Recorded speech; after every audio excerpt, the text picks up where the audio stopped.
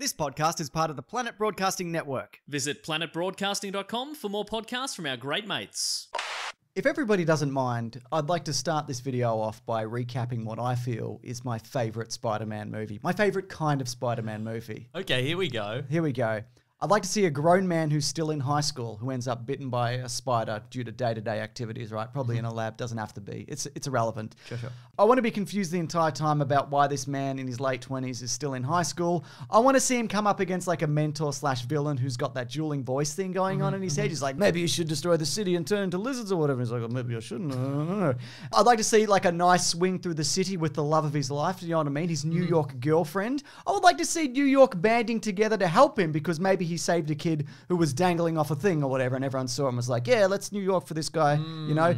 I also want to see towards the end of the movie that he's not able to be with the woman that he loves because something about honor and the secret will get out and a promise, etc. And then if we could just wrap all of this up with a funeral, just terrific, you know what I mean? Just put a little bow on it. Put a little black, sad bow on it. You know what I mean? Are you talking about an episode of Paw Patrol?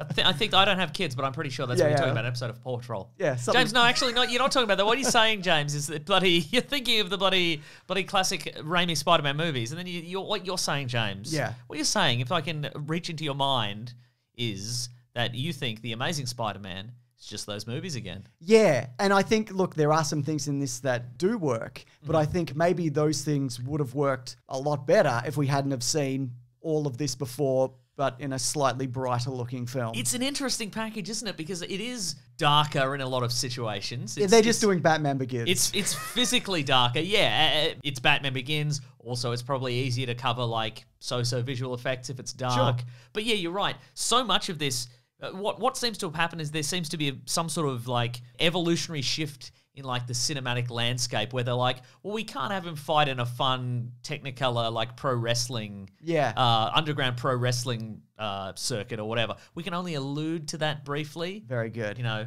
Also, leave a like. I did a little intro when I really should have said, "Welcome to Caravan of Garbage." Leave a like, etc. Oh yes, sure. You know, all of those things. But you had to do your little bit first. I had to do a bit, a fun bit. Oh, sorry. In this one, obviously, you know, you're right. He has to be supported by the people of New York. But obviously, this movie is too cool for like a guy to be like, if you mess with one of us, you mess with all of us.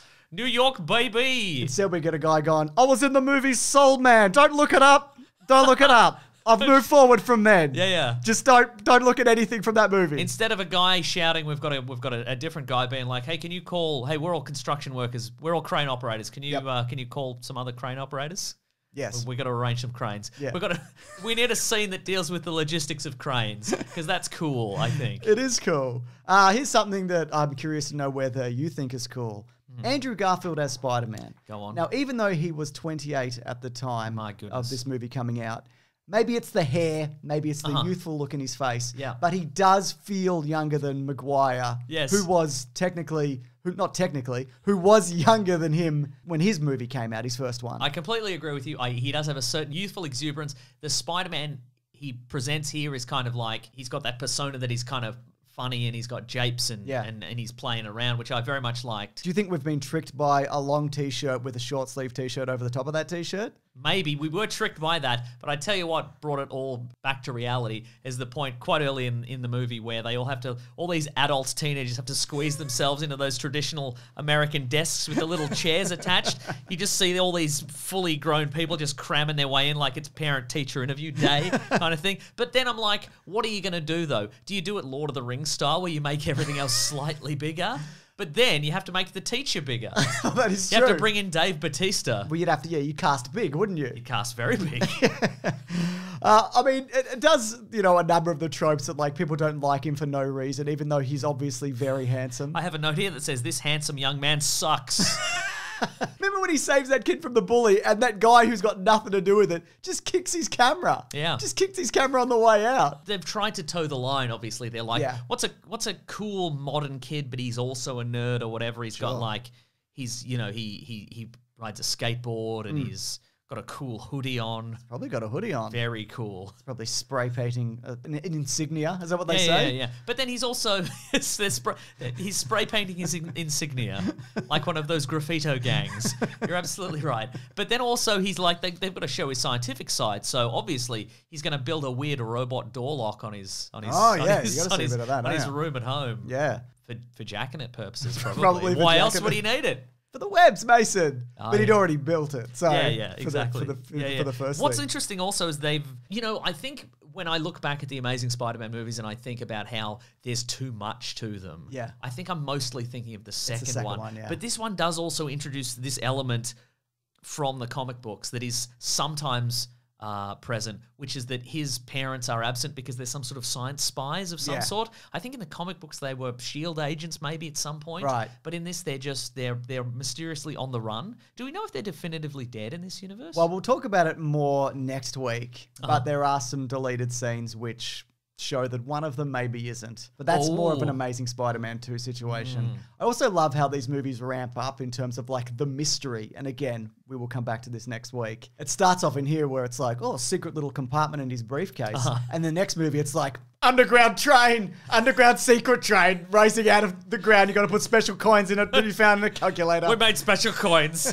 It's interesting. Yeah, it's very interesting that his parents are like, we've got to leave. We cannot, in good conscience, be with our son because it would just rain misery and destruction on him. Sure. But also, I'm just going to leave my briefcase with all the secrets in it. I'll just leave that in the basement, I guess. Yeah. So that's what I'll do with it. That's fine, it's not a problem. Now, it's also very obvious in this movie that a lot of these ideas have bled over from the Sam Raimi Spider-Man 4 movie that he was going to make. Yeah, right. We talked about that more when we did cover the Raimi movies. They'll be linked below if you do want to check them out. But ideas like the Lizard. Dylan Baker, it was kind of worked up that he was going to make an appearance. Of course, he was Kurt Connors, he was walking around with one arm just being like, just you bloody wait, I'm going to lizard everybody so much you gotta, I'll turn the city to lizards actually, it'll be me. He never got the chance yet. But I feel like also they speed through a lot of those old ideas. You know what I mean? Like we do get the origin again and his uncle shot, etc., etc. But they're just kind of done at a clip because it's shown that like, no, you've seen all this before. I mean, there are a couple bits that are more drawn out because I want to quickly talk about Sally Fields and more specifically Martin Sheen. Do you remember this famous Uncle Ben quote? Here we go. Your father believed if you could do good things for other people, you had a moral obligation to do those things. That's what's at stake here, not choice, responsibility. Just rolls off the tongue, doesn't it? Absolutely it does. And that also explains why he calls Peter just prior to his death as opposed to texting him. That would have taken ages. And I feel ultimately it's then Uncle Ben's fault. If you're calling a millennial and you expect him to answer that call, it's not going to happen. What are you talking Of course about? you're going to get shot in the street, Uncle Ben. Also, if a man's coming at you with a gun, Yeah. just run away. Well, I don't understand it. It's so strange. Like, and the weird thing is the street is empty at that point. There's a couple of moments where the street is empty. Remember the first time he tests his web shooters? He just lands in an empty New York street. What is this bloody the year 2020 with the bloody coronavirus or something? You know what I mean? And the bit where Uncle Ben shot, there's nobody around. And he goes for that gun despite not seeing any context to that situation. Right. Why would you dive on that? That man maybe needed the gun to save a baby. Just shoot a baby out of a tree. The baby was stuck in the tree. Uncle Ben. Uncle Ben? That's a boomer thing. Yeah, it must be. Yeah. Here's a question for you. What's your favorite sporting scene in this? Is it the basketball scene where he's playing basketball and then he does a big slam dunk in front of everybody? He jumps higher than any man has ever jumped in his life. Love a big slam dunk, sure. Is it the skateboarding / web swinging sequence where he's swinging on chains but also skateboarding by himself in just some abandoned skateboarding area? Or is it the bit where he dents the goalpost when he throws the football into it? What's your favorite sporting achievement? They're in all this? pretty good, but I have a note here. It just says, I love a good humiliating the bully scene. Sure. So we get that. And I love a good testing out the powers montage to Coldplay scene. So I'm loving both of those. you Okay, know? 3. There was 3 of them in there. I didn't care for the last one. Okay, fair enough. It was also good. Yeah. But again, how's he getting away with that? Yeah. How's he getting away with that dig in the goalpost? Nobody saw that? Yeah, well, there's sorry to spruik another thing, but there is another video on my channel where it's all about all the times that Spider-Man accidentally or just obviously revealed his identity. It's Sure, a count that goes through them all. You know who is good in this, though? Go on. Emma Stone. Yeah. I think they have excellent chemistry together. They were a couple at one point. It's weird that she invited him to dinner and then was like, what are you wearing that? Where's your suit? What? Excuse me? Maybe.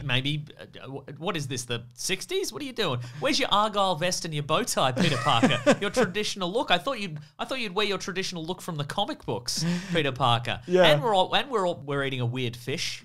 He's eating a weird fish he doesn't know. A branzino or something. Is that what it is? Some sort of European bass. I looked it up. Okay, Put good. some lemon on it. Put some lemon and some other spices and such. Could I maybe do a homemade tartare sauce? No, I mean, Could I do a store-bought tartare sauce? Absolutely could, yes.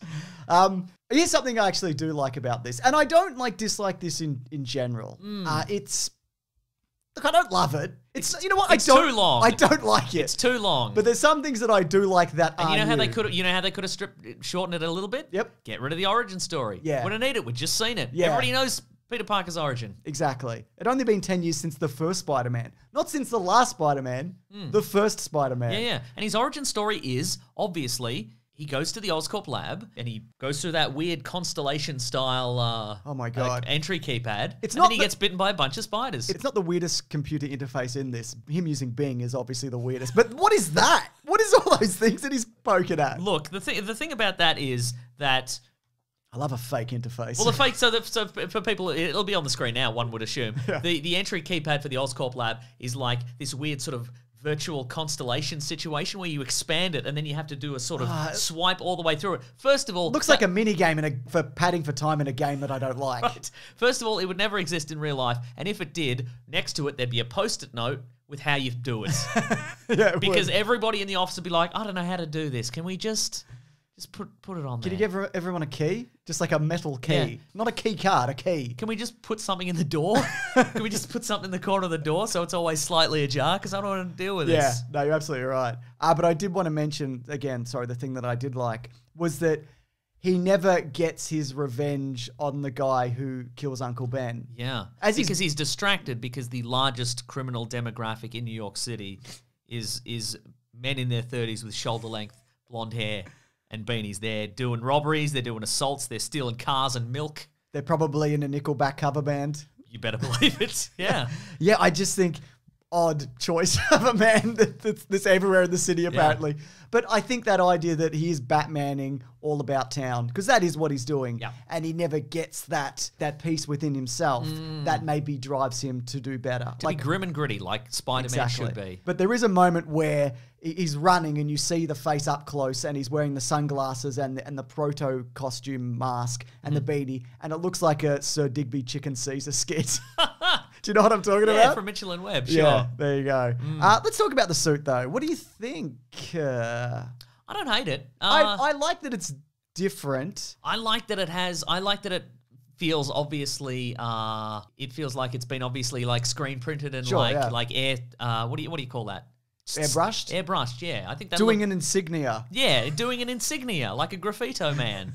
But I like that because it makes sense that if a teenager, even kind of a creative teenager, would make a suit that looks like that. And again, we all love the Tobey Maguire, Sam Raimi Spider-Man suit, but a teenage boy's not making that. It's insane.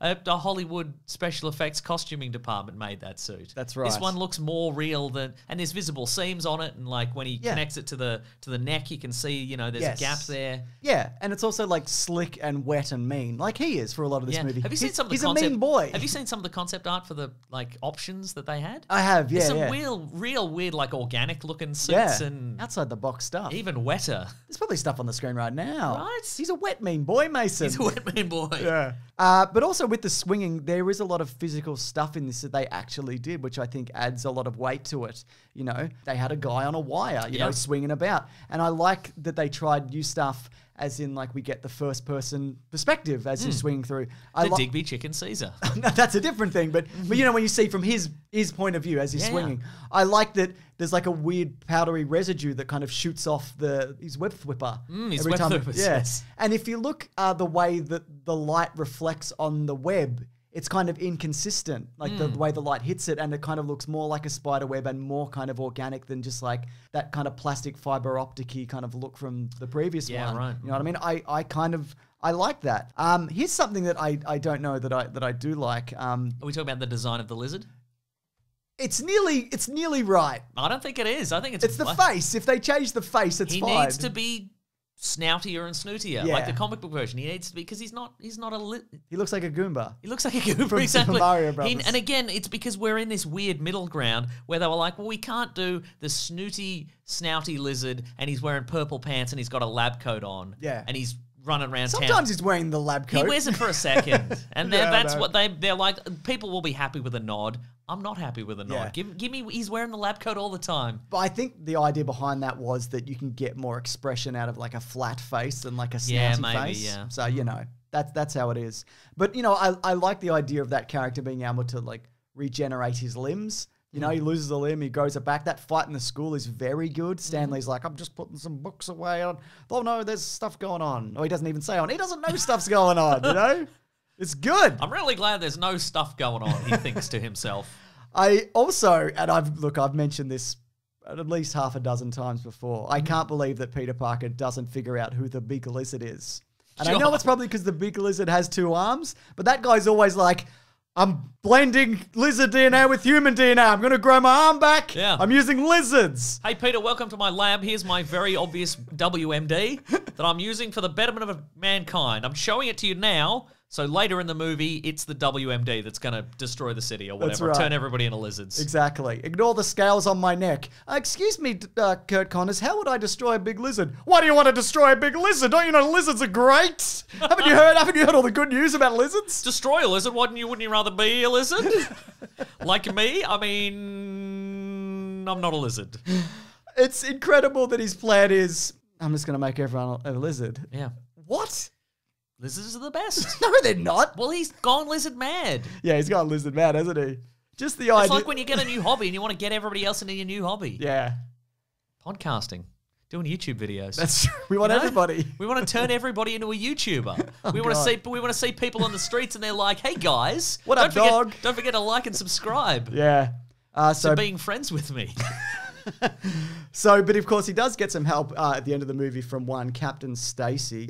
Quick question for you. Did Dennis Leary steal his whole personality from Bill Hicks? You Yes, told but me- a lot of Yeah, a people lot of did. people did. Whatever. Who's to say? It's neither here nor there. I was going to say, I like his Captain Stacey, though. I think Yeah. he's just a mean man. It's a mean wet boy and a mean man. Just going at each other over a fish. Exactly. He's traditionally, I think he's younger than like how he's traditionally depicted. More the ultimate version. Yeah, this, isn't it? yeah. There is a moment in there where he's describing Spider-Man and he says of Spider-Man, he's an anarchist, and I feel he really missed an opportunity to say, he's an asshole, what an asshole, such an asshole, whoa, whoa, is the world's biggest asshole. You know, like that song that Yeah, he did. that was a big song in 93 or 94, whatever it was. Right? That big song. People have forgotten, but we're bringing it back.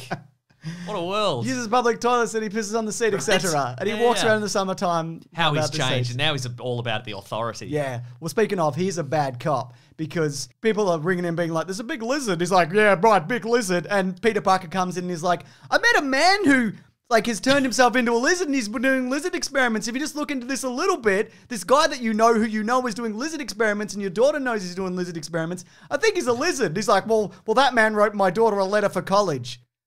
What? You're a cop. Are you fucking serious with that? Yeah. What kind of corruption, blind eye shit are we talking about here? And also, if that guy turns out to be a really big lizard, that letter to the college not going to be worth much, is it? Or worth heaps. Oh, are you the young woman who got a letter of recommendation from a big lizard? He does in his. He comes around. He comes around. To his credit, he's like, give me everything we have on Curtis Connors. Yeah. And the police would be like, nothing. Why would we have anything on just a regular man? Yeah, that's a good. I don't know.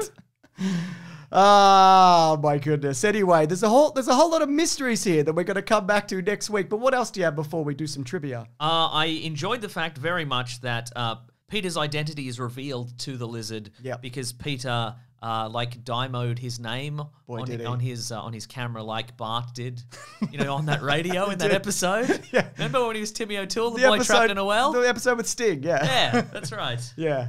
Oh, you're not wrong. You know what? That's about it, I think.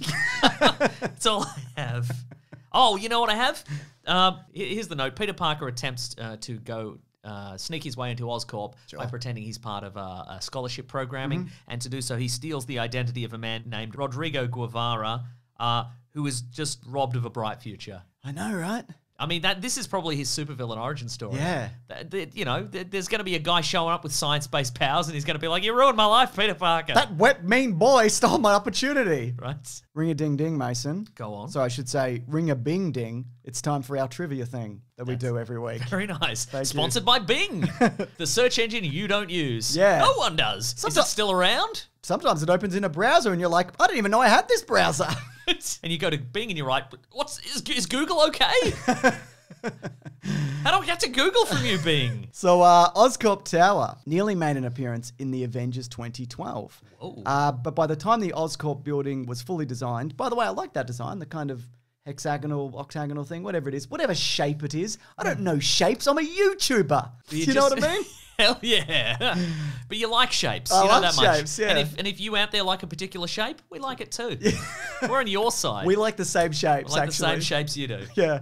But the Avengers digital Manhattan was already basically rendered. And so there was some conversation about like merging them together, but for timing, it was scrapped. That maybe would have contributed to maybe the Garfield version coming over again. I mean, it's happening anyway. Yeah. But interesting. Another villain was cut from this. Now, as in a pre-production stage? Yes. Right. So they didn't film anything and then yeah, that's right. But it's interesting because like often I'm like, you're cramming too many villains into your Spider-Man movies. Why are you making so many bad Spider-Man movies? And Avi Arad's like, listen, it's none of your business. I'm rich and I don't know what I'm doing. And I'm like, I know. Yeah. So you're saying the villain was the lizard's tail that came off, and they were going to make him into some sort of animated sidekick. If you split the lizard down the middle, will he grow into two separate lizards or will it kill him? I think he'll die from his brain being split into two bits. Interesting. Something to think about, though. Anyways, it was the big wheel. It was cut. Not a joke. Supervillain the Big Wheel. Yeah. Who God, I can't remember his origin, but he's just a guy who's mad at people. And I he's think got a maybe big wheel. A bank or something. He's mad at the bank. Yeah. And he's like, I'm going to kill you with a big wheel. The bank. Yep. Pretty big wheel. Very big. To kill a bank. A bank crushing wheel. But for people that just imagine a Ferris wheel with a man at the center and the wheel's got guns on it. Should I look up the origin of the big wheel just quickly? Please, if you could. Okay.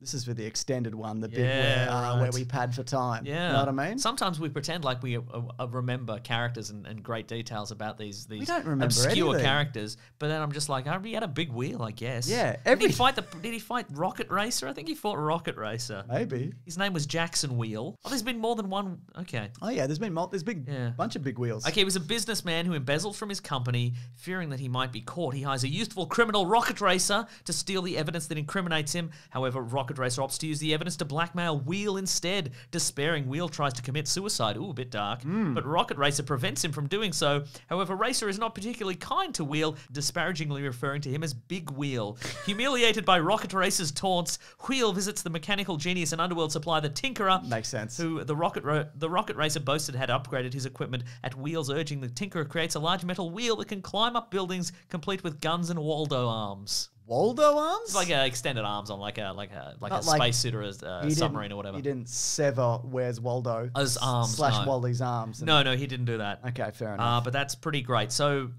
I mean, business embezzlement, all that. That's some Spider-Man stuff, I feel. Very much so. Who's he going to embezzle from? Norman Osborn, maybe? Yeah, probably. It makes sense that they would cut out Big Wheel. Yeah. Because, I mean, there's a lot to cram in here. Totally. You got to add a Rocket Racer, you got to add the Tinkerer. You know what you need to do as well? You need to put a vaguely defined shape of a Norman Osborn type character in this. You don't want to cast it. You just want to do like a vague idea. Yeah, you do. Who is this man we will cast in the future? Nobody. No, wait. They cast him in the next one, don't they? I think so, yeah. Good Lord. Yeah. Movies, am I right? Here are some names that were considered for the role of Peter Parker / Spider-Man. I'm ready. Sorry, Spider-Man.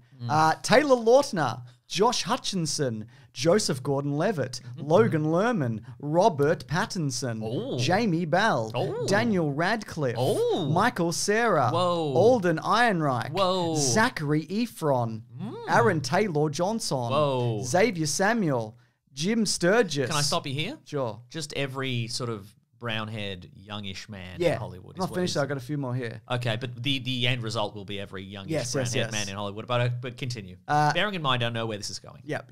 Unless you've got a funny one at the end? No. Okay, then continue. I've got one that they dodged a bullet on. Drake Bell. Don't look into it. Liam Aiken and Anton Yelchin. There you you go. There you go. But And Pee Wee Herman, there's your funny one at the end. Hey, Lol. I got a second movie. We know Pee Wee Herman. Anyways, Donald. I could have used that door lock. I could have used that door lock. The robot door lock for reasons. I'm in the theatre thing. Yeah, that's what I'm talking about. Yeah. Donald Glover mentioned at the time, in jest, that he was very keen on the role of Peter Parker. As a result of this, I mean, he was never going to get it. Yeah. But there was a lot of backlash. Some people, to be fair, were like, yeah, he's great. He should be it. But as a result of this, he is one of the contributing factors to the creation of Miles Morales. Yeah, now, I want to specify, some people were like, well, that's not actually how it happened because... Shut up for a second. I'm not finished yet. One of the factors. Because the creation of that character was, of course, from Brian Michael Bendis. He adopted a daughter at the time and he wanted more characters like in the Marvel Universe that represented her. Mm-hmm. That was partially the idea. Also, the editor-in-chief at Marvel at the time was Hispanic. Also, Spider-Man was going to be dying in the Ultimate Universe, so they needed a new version of Spider-Man regardless. So, again, that was one of the factors that contributed to Miles Morales. Yeah, and it was sort of the idea of, okay, if Spider-Man were to be created today, like, you know, as a kid in New York City, in one of the boroughs of New York, what would he be like? And sort of, and it emerges that character, and that's cool. Also, it's the best Spider-Man movie. Come on, it is, right? It's good. It's a good movie. It's the best Spider-Man movie. I mean, it doesn't end in a funeral, whatever. Here's one more. There's a funeral in it, though. Yeah. Sorry. Yeah. Here's something that I just like to end things on in terms of whatever this trivia thing is, I called it. This is from the Howard Stern show. Okay. Sally Fields went on and he said, did you like it? As in the movie The Amazing Spider-Man. This is quite recent, right? This was, I don't know, who cares? Okay, great. And this is what she said. Let's say yes. Yeah, sure. This is what she said. It wasn't like the 1850s. No. This was modern times. This was after she was in the movie. I mean, what an incredible turn of events if that had been the case.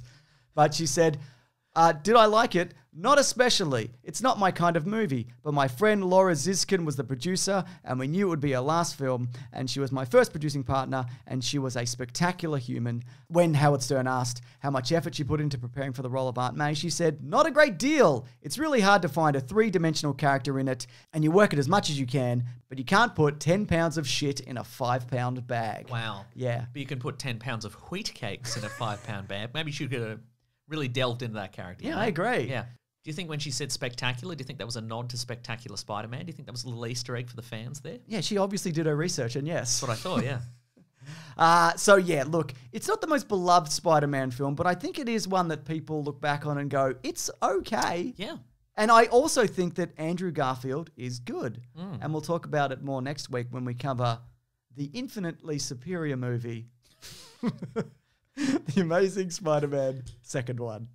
You meant to say the movie with an infinite number of plot threads that are left hanging by the end of the movie, yeah. So I misspoke then, yeah. Anyway. God, there's a lot of stuff in that movie. I know, We'll get to it. Anyways, if you would like to see these videos early, and why wouldn't you? You can actually head over to our own private Patreon service. It's at bigsandwich.co. The videos go up there a full day early. That's right. Ben and Lawrence get the edit done and they go up there. In addition to that, there are movie commentaries. There are bonus podcasts. There are episodes of our podcast, The Weekly Planet, where we talk movies and comics and TV shows. Normally they come out Monday. There they come out ad-free the day before on Sunday. That's right. And if you've got any suggestions for Caravan of Garbage, or you'd like to leave a comment about what you think of this movie, please leave it below. What about Amazing Spider-Man 2? Yeah. So for next week, Great. please, if you could. Okay, cool. All right, I'm a Mr. Sunday Movies on Twitter. I'm at Wikipedia Brown on Twitter. See you guys next week for another movie review, hot stuff, content coming your way. Bada bing. Okay, yep. Great. Yeah. Okay, yep. That's right. Yep. Good. Goodbye. Don't forget to like and subscribe. Grab that jammy, guys. We'll see you next week. Bada bing. Here we go. Like New York. No, like New York. Yeah. This podcast is part of the Planet Broadcasting Network. Visit planetbroadcasting.com for more podcasts from our great mates. I mean, if you want. It's up to you.